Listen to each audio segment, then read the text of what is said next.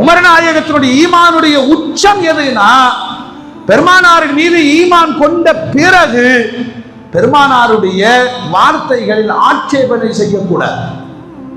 ஒருத்த வந்தான், ஏதாவது குடும்ப தகராறு, பஞ்சாயத்து, நேரா பெருமானார் ஸல்லல்லாஹு அலைஹி வஸல்லம் அவர்களிடம் போய் கேட்டான். அல்லாஹ்வுடைய ரசூல் அதுக்கு ஒரு தீர்வு சொல்லிட்டாங்க. தீர்வை வாங்கிட்டு போகணுமா இல்லையா? அபூபக்கர் நாயகத்திட்ட போய் கேட்டான்.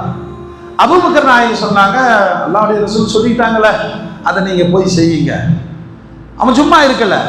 அடுத்து உமர் நாயகத்திட்ட வந்தான். உமர் ரலியல்லாஹு அன்ஹு கேட்டாங்க, என்னப்பா பிரச்சனை, எங்கிட்ட எதுக்கு சொல்ல?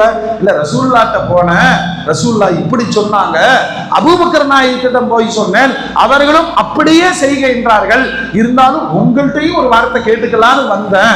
உமர் ரலியல்லாஹு அன்ஹு சொன்னாங்க, கொஞ்ச நேரம் நில்லுப்பா வர்றேன் அப்படின்னு உள்ள போய் வாளை எடுத்து வந்தார்கள். பெருமானாருடைய தீர்வுக்கு பிறகு இன்னொரு தீர்வை